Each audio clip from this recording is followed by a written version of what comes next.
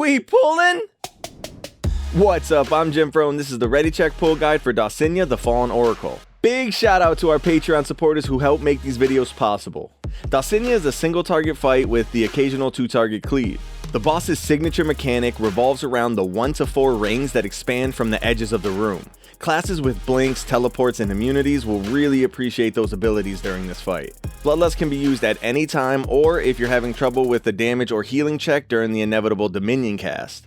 Okay, so you'll start by having the tanks pull the boss to the middle of the room. The boss will summon a Dominion Core, an ad that needs to be picked up by the tanks, interrupted, and cleaved down as fast as possible. The ad will spawn a few swirlies that do a bunch of damage to anyone standing in them, as well as leaving a pool on the ground that really hurts to walk through. And since this fight has a lot of movement requirements, you're going to want as few of these pools as possible, so kill the ads fast. Dhalsimya will occasionally target a player and launch 3 orbs at them that do a ton of damage each. For the targeted player to survive, several other players will need to stand in line in front of the targeted player to help split the damage. On Heroic, you'll get a debuff that increases the damage of the orbs by 500%, so definitely avoid soaking them twice in a row, or if you have immunities, just use that. The boss also shoots a bunch of dark stuff in a cone. Yeah, don't get hit by that. For the tanks, this is a pretty simple to understand taunt swap. The boss puts a stacking debuff on the current tank that does dot damage, and when it expires, it does a blast that damages the entire raid, doing increasing damage the more stacks you have. So basically just taunt swap whenever the previous debuff falls off.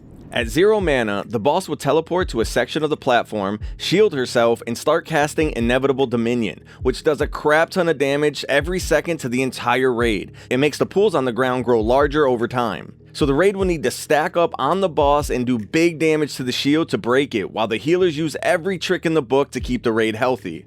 Bloodlust could help here, but since you have to do this up to 4 times, you'll need to find other ways to get more healing and damage. So let's talk about these rings, the Disintegration Halos. They spawn from the 4 reservoirs at the edge of the platform. You'll get 1 ring at the start and an additional ring after every Inevitable Dominion shield break thing. If you pass through the ring, you'll take moderate damage and get a debuff on you that does small ticking damage but increases the damage you take from further rings by 500%. So if you pass through another ring while you have this debuff, you're dead.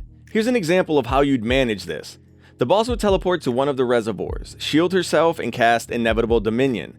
After you break the shield, you'll instantly position onto the first ring location, which you can spot by the dark pulsing matter around the reservoir. The first ring will expand. The raid then needs to follow the edge of the first ring in the opposite direction of the second ring. The second ring expands, wait for your debuff to fall off, and then pass through the second ring. Then just do the same thing for the third ring and the fourth ring, and you're good to go. Now the difficulty ramps up when you're doing these rings while there's these pools on the ground, the boss is casting the frontal cone, and with the ads that need to be nuked down. Of course, if you have blinks and immunities, you'll have a way better time during all of this. And that's pretty much it. Here's a quick recap of the fight for you to review or screenshot for later. Our Patreon supporters get these guides early, so if you're interested in that, check out the links below. Peace.